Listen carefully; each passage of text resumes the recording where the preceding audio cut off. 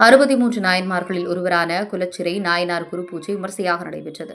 பூலோக கைலாயம் என்று அழைக்கப்படும் சென்னை திருவொற்றியூர் ஸ்ரீ ஆதிபுரீஸ்வரர் தியாகராஜ சுவாமி வடிவுடையம்மன் கோவிலில் ஆதிபுரீஸ்வரர் சன்னதி அருகில் 63 நாயன்மார்கள் அருள் பாலிக்கின்றனர்.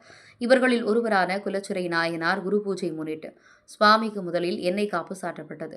அதைத் தொடர்ந்து பஞ்சாமிர்தம், தேன், பால், சந்தனம், பன்னீர் மற்றும் வாசனை திரவியங்களால் அபிஷேகம் செய்யப்பட்டது. அதைத் தொடர்ந்து வஸ்திரம் சாத்தப்பட்டது. பின்னர் பல வண்ண மலர்களால் அலங்காரம் செய்யப்பட்டு தூப தீப ஆராதனை செய்யப்பட்டன. பின்னர் வந்திருந்த பக்தர்களுக்கு பிரசாதங்கள் வழங்கப்பட்டன.